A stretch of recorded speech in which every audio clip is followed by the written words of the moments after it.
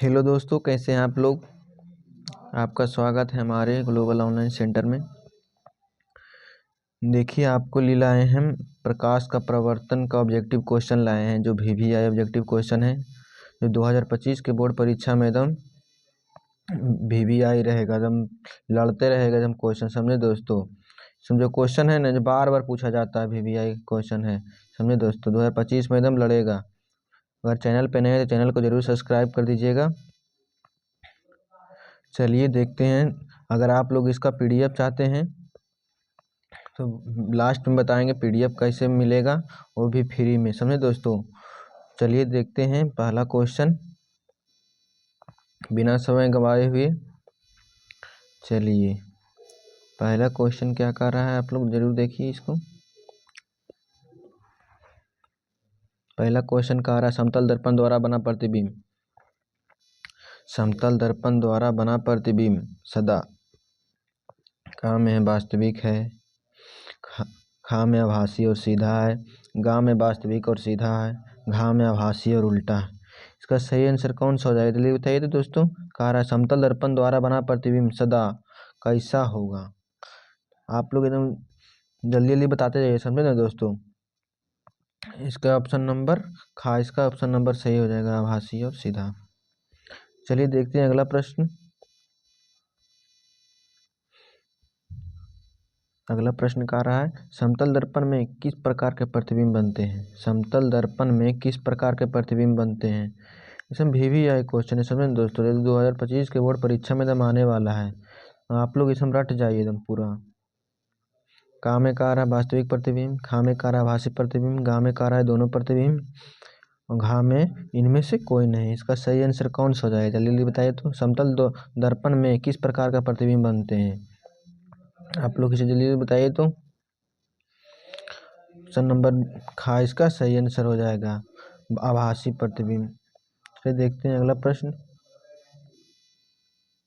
अगला प्रश्न कह रहा है, प्रकाश की किरणों के सरल रैखिक गमन का अनुप्रयोग है। कह रहा है प्रकाश की किरणों के सरल रैखिक गमन का अनुप्रयोग है, किसमें होता है। देख लेते हैं ऑप्शन। सूर्य ग्रहण में होता है, चंद्र ग्रहण में होता है, तारे को चमकने में होता है, या घा का और खा दोनों में होता है। इसका सही आंसर कौन सा, जल्दी बताइए तो। आप लोग बताते जाइए तो। इसका सही आंसर ऑप्शन नंबर घा, इसका ऑप्शन नंबर सही हो जाएगा। सूर्य ग्रहण में भी होता है और चंद्र ग्रहण में भी होता है इसका अनुप्रयोग। चलिए देखते हैं अगला प्रश्न। अगला प्रश्न क्या कह रहा है देख दोस्तों। अगला प्रश्न कह रहा है, किसी वस्तु की छाया तभी बन सकती है जब प्रकाश की किरणें गमन करेगी। किसी वस्तु की छाया तभी बन सकती है जब प्रकाश की किरणें गमन करेगी। इसका सही आंसर कौन सा हो जाएगा, जल्दी बताइए तो। का में सीधी रेखा में, खा में टेढ़ी रेखा में, गा में किसी भी दिशा में, इनमें से कोई नहीं। इसका सही आंसर कौन सा, जल्दी बताइए तो आप लोग।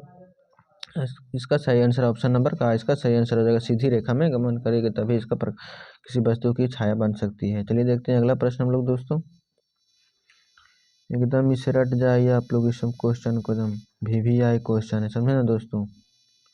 चलिए देखते हैं अगला प्रश्न। कह रहा है, प्रकाश स्रोत के सामने एक हरी रंग की छड़ी को खड़ा कर रख देते हैं, उसकी छाया कैसी होगी। इसका सही आंसर जल्दी बताइए तो। एक प्रकाश के सामने एक हरी रंग की छड़ी को खड़ा करके रख देते हैं, उसकी छाया कैसी होगी। लाल रंग की होगी, हरी रंग की होगी, काली रंग की होगी, पीली रंग की होगी। इसका सही आंसर कौन सा है, जल्दी बताइए तो। इसका सही आंसर ऑप्शन नंबर गा, इसका ऑप्शन नंबर सही हो जाएगा, काली रंग की हो जाएगी, समझे दोस्तों। चलिए देखते हैं हम लोग अगला प्रश्न। अगला प्रश्न कह रहा है, किसी प्रकाश स्रोत के सामने रुकावट रख देने पर बनती है। 6 नंबर प्रश्न क्या कह रहा है, किसी प्रकाश स्रोत के सामने एक रुकावट रख देने पर बनती है। इसका सही आंसर जल्दी बताइए तो। किसी प्रकाश के स्रोत के सामने एक रुकावट रख देने पर क्या बनती है, जल्दी बताइए तो। का में है छाया, बी में उपछाया, गा में है कुछ भी नहीं, घा में है का एवं खा दोनों। इसका सही आंसर कौन सा है, जल्दी बताइए तो। ऑप्शन नंबर गा इसका सही है, कुछ भी नहीं बन सकता है। चलिए देखते हैं अगला प्रश्न हम लोग। अगला प्रश्न क्या कह रहा है, प्रकाश स्रोत के सामने एक गेंद को रखने पर उसकी छाया कैसी बनेगी? प्रकाश स्रोत के सामने एक गेंद को रखने पर उसकी छाया कैसे बनेगी? ठोस गोल में बनेगी, वृत्ताकार में बनेगी, त्रिभुजाकार में बनेगी, चौकोर में बनेगी। इसका सही आंसर कौन सा हो जाएगा? जल्दी बताइए तो। इसका सही आंसर हो जाएगा वृत्ताकार में बनेगी। ऑप्शन नंबर खा इसका सही आंसर हो जाएगा। एकदम VVI प्रश्न है समझे दोस्तों, समझे दोस्तों, हम रट जाइए आप लोग एकदम। चलिए देखते हैं दोस्तों, अगला प्रश्न क्या कह रहा है? दृष्टि के भौतिक अनुभूति को कहा जाता है। दृष्टि के भौतिक अनुभूति को क्या कहा जाता है? प्रकाश कहते हैं, ध्वनि कहते हैं, या तरंग कहते हैं, इनमें से कोई नहीं। इसका सही आंसर कौन सा हो जाएगा? बताइए तो। ऑप्शन नंबर ए इसका सही आंसर हो जाएगा। ऑप्शन नंबर का मतलब प्रकाश। चलिए दोस्तों, चलिए देखते हैं अगला प्रश्न हम लोग। अगला प्रश्न क्या कह रहा है? देखिए एकदम VVI प्रश्न है, समझे दोस्तों, एकदम VVI प्रश्न 2025 के परीक्षा में देखिए समय आने वाला है। क्या कह रहा है? प्रकाश एक रूप है। प्रकाश एक रूप है, किसका रूप है? शक्ति का रूप है, ऊर्जा का रूप है, कार्य का रूप है, बल का रूप है। इसका सही आंसर कौन सा हो जाएगा? जल्दी बताइए तो आप लोग, एकदम बताते जाइए, समझे दोस्तों। अगर चैनल पे नए तो चैनल को जरूर सब्सक्राइब कर दीजिए, समझे दोस्तों। इसका सही आंसर बताइए तो। प्रकाश एक रूप है, किसका रूप है? एकदम प्रकाश एक रूप है, किसका रूप है? ऊर्जा का रूप है प्रकाश, समझे दोस्तों। ऑप्शन नंबर खा इसका सही आंसर हो जाएगा। चलिए देखते हैं अगला प्रश्न, देखते हैं हम लोग क्या कर रहा है। अगला प्रश्न कर रहा है, किसी माध्यम में प्रकाश की किरणें किरणें माध्यम के कणों को क्या करती है? गर्म करती है, प्रकाशित करती है, माध्यम के कणों में गति प्रदान करती है, या खाएगा तीनों का मतलब गर्म करती है, प्रकाशित करती है, माध्यम के कणों को गति प्रदान करती है, सभी हो जाएगा इनमें से। तो सही आंसर कौन सा हो जाएगा? जल्दी बताइए तो। इसका सही आंसर हो जाएगा गर्म करती है, या प्रकाशित करती है, माध्यम के कणों को गति प्रदान करती है। इसका सही आंसर हो जाएगा सभी। समझे दोस्तों। चलिए देखते हैं अगला प्रश्न। दोस्तों अगला प्रश्न क्या कह रहा है? अगला प्रश्न कह रहा है, प्रकाश किस ऊर्जा का रूप है? प्रकाश किस ऊर्जा का रूप है? इसका सही आंसर जल्दी बताइए तो दोस्तों। प्रकाश किस ऊर्जा का रूप है? ऑप्शन नंबर में विकिरण ऊर्जा का, या एक बल है, या विकिरण ऊर्जा बल दोनों है, इनमें से कोई नहीं। इसका सही आंसर कौन सा है? जल्दी बताइए तो। 11 का जल्दी सही आंसर बचे। ऑप्शन नंबर का इसका सही आंसर हो जाएगा विकिरण ऊर्जा का रूप है ये दोस्तों। चलिए देखते हैं अगला प्रश्न।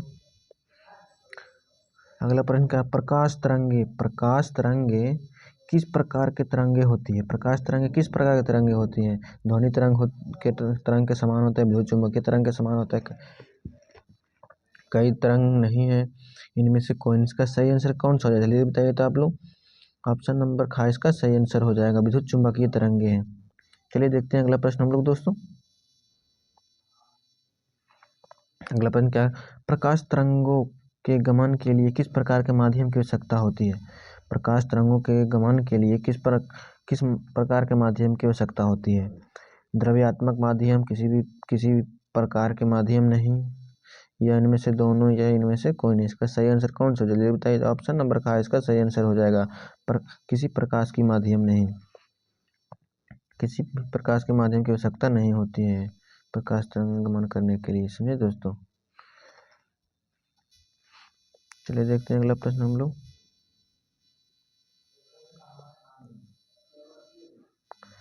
अगला प्रश्न क्या कह रहा है हम लोग देखते हैं। अगला प्रश्न, किसी उच्च कोटि के पॉलिश किए गए दर्पण अपने पर पड़ने वाले प्रकाश को परावर्तित करता है। किसी उच्च कोटि पॉलिश किए गए दर्पण अपने पर पड़ने वाले प्रकाश को परावर्तित करता है, इसको क्या कहते हैं?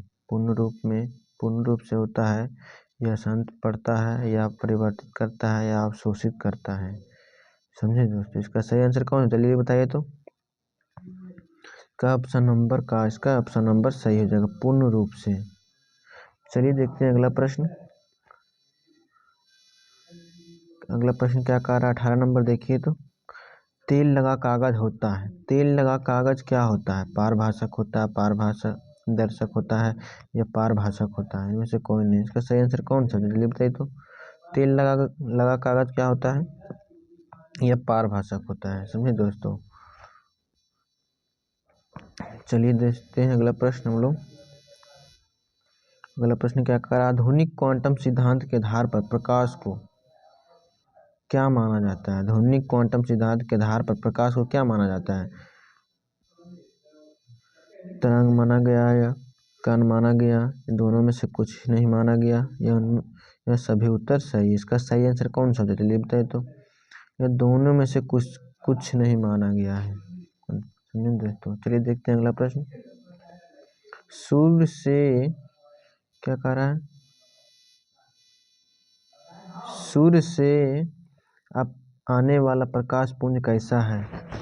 चलिए बताइए तो दोस्तों इसका सही आंसर कौन सा हो जाएगा? असंतृप्त प्रकाश पुंज, संतृप्त प्रकाश पुंज, समांतर प्रकाश पुंज या सभी इनमें से सभी। इनमें इसका सही आंसर बताइए जल्दी आप लोग दोस्तों। आप लोग एकदम बताते जाइए समझे दोस्तों। इसका सही आंसर ऑप्शन नंबर इसका सही आंसर हो जाएगा समांतर प्रकाश पुंज।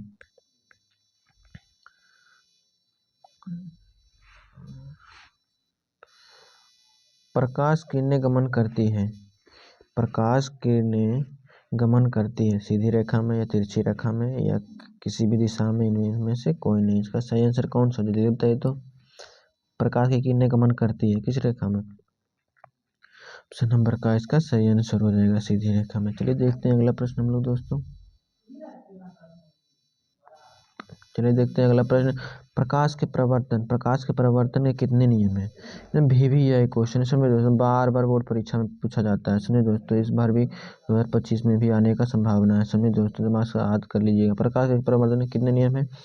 प्रकाश के प्रवर्तन कितने नियम है? ऑप्शन नंबर ए में है 1 है या 2 है या 3 है या 4 है। इसका सही आंसर चलिए बताइए तो आप लोग दोस्तों सही आंसर कौन सा हो जाएगा? चलिए आप लोग एकदम बताते जाइए समझे दोस्तों। प्रकाश का प्रवर्तन कितने नियम है? ऑप्शन नंबर खास का सही आंसर है 2 नियम है। समझे दोस्तों चलिए देखते हैं अगला प्रश्न। अगला प्रश्न क्या कह रहा है? फोकस पर अभिसारित करने वाला किरण पुंज प्रवर्तन के बाद समांतर हो जाता है। अवतल दर्पण से कि उत्तल दर्पण से या समतल दर्पण से, इनमें से कोई नहीं। इसका सही आंसर कौन सा? जल्दी बताइए तो। आप लोग एकदम सही से बताते जाइए समझे ना दोस्तों। इसका जल्दी बताते जाइए तो इसका सही आंसर कौन सा हो जाएगा? ऑप्शन नंबर का इसका सही आंसर हो जाएगा अवतल दर्पण से। चलिए देखते हैं अगला प्रश्न हम लोग दोस्तों। अगला प्रश्न क्या कह रहा है? अगला प्रश्न कह रहा है F=2R सत्य है केवल। F=2R ये फार्मूला है, सत्य है। अवतल दर्पण में है कि अवतल दर्पण में है या दोनों में है या समतल दर्पण में? इसका सही आंसर कौन सा? जल्दी बताइए तो। इसका सही आंसर अवतल दर्पण में भी सही है, उत्तल दर्पण में भी सही है। इसका ऑप्शन नंबर सही हो जाएगा दोनों। समझे दोस्तों चलिए देखते हैं अगला प्रश्न। अगला प्रश्न क्या कह रहा है? अगला प्रश्न कह रहा है किसी बीम का अवतल दर्पण द्वारा बना प्रतिबिंब भासी सीधा तथा बीम से बड़ा पाया गया वस्तु की स्थिति कहाँ होनी चाहिए? आप लोग एकदम बताइए तो सही आंसर। किसी बीम का अवतल दर्पण द्वारा बना प्रतिबिंब भासी सीधा तथा बीम से बड़ा पाया गया है वस्तु की स्थिति कहाँ होनी चाहिए? मुख्य फोकस एवं वक्रता फोकस के बीच या वक्रता केंद्र पर या वक्रता केंद्र से पार या दर्पण के ध्रुव तथा मध्य फोकस के बीच। इसका सही आंसर कौन सा? जल्दी बताइए तो। इसका सही आंसर हो जाएगा दर्पण के ध्रुव तथा मुख्य फोकस के बीच। इसका सही आंसर हो जाएगा। चलिए देखते हैं अगला प्रश्न हम लोग दोस्तों। अगला प्रश्न कह रहा है दर्पण की चौड़ाई को दर्पण का कहा जाता है। दर्पण की चौड़ाई को दर्पण का क्या कहा जाता है? फोकस कहते हैं या द्वारा कहते हैं या ध्रुव कहते हैं, इनमें से कोई नहीं कहते। इसका सही आंसर कौन सा हो जाएगा?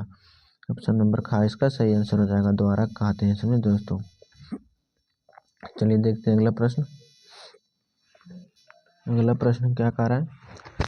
अवतल दर्पण के प्रकरण में किसी वास्तविक और उल्टे प्रतिबिंब के लिए आवर्धन होता है। किसी दर्पण के प्रकाश में किसी वास्तविक और उल्टे प्रतिबिंब के लिए आवर्धन होता है। इसका सही आंसर कौन सा हो जाएगा? जल्दी बताइए तो आप लोग दोस्तों।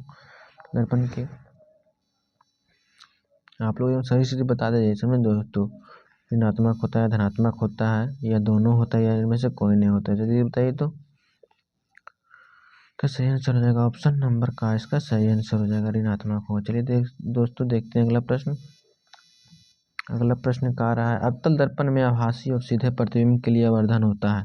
अवतल दर्पण में आभासी और सीधे प्रतिबिंब के लिए आवर्धन होता है, ऋणात्मक होता है कि धनात्मक होता है या दोनों होता है, इनमें से कोई नहीं होता है। इसका सही आंसर कौन सा हो जाएगा, जल्दी बताइए। तो ऑप्शन नंबर खा इसका सही आंसर हो जाएगा, धनात्मक होगा। समझे दोस्तों आवर्धन। चलिए देखते हैं अगला प्रश्न हम लोग दोस्तों। अगला प्रश्न क्या कह रहा है, नई कार्तीय चिन्ह परिपाटी के अनुसार दर्पण के सामने रखे गए बीम की दूरी ली जाती है।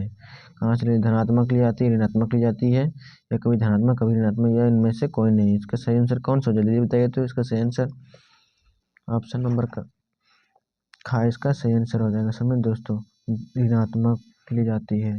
तो ये देखते हैं अगला प्रश्न। अगला प्रश्न क्या कह रहा है, एक प्रयोग में अवतल दर्पण द्वारा किसी बीम का प्रतिबिंब पर्दे पर प्राप्त किया जाता है। दर्पण की फोकस दूरी निर्धारित करने के लिए प्रयोगता के मापने की जरूरत होती है। किससे मापने की जरूरत होती है, दर्पण तथा पर्दा के बीच की दूरी को, या दर्पण तथा बीम की बीच की दूरी को, या दोनों को, इनमें से कोई नहीं। इसका सही आंसर कौन सा है, जल्दी बताइए। तो ऑप्शन नंबर का इसका सही आंसर हो जाएगा, दर्पण तथा पर्दे के बीच की दूरी को मापा जाता है। चलिए देखते हैं अगला प्रश्न।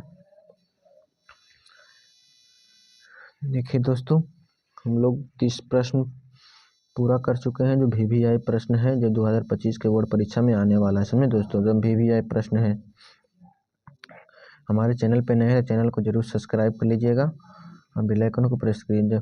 समझे दोस्तों, अगर आप लोग चाहते हैं इसका PDF लेना तो कमेंट कीजिएगा, डिस्क्रिप्शन में लिंक रहेगा, व्हाट्सएप ग्रुप से ज्वाइन कर दीजिएगा। समझे दोस्तों, देखिए इसका हम दे दिए हैं, इसका दे दिए हैं आंसर की, कि आप लोग इसे पूरा याद कर लीजिए। समझे दोस्तों, पूरा आंसर किए हैं, और आगे भी बहुत सारा क्वेश्चन है। समझे दोस्तों, इसको अगला क्लास में पढ़ाएंगे। और चैनल पे नए हैं तो चैनल को जरूर सब्सक्राइब कर दीजिएगा। चलते मिलते हैं अगले वीडियो में।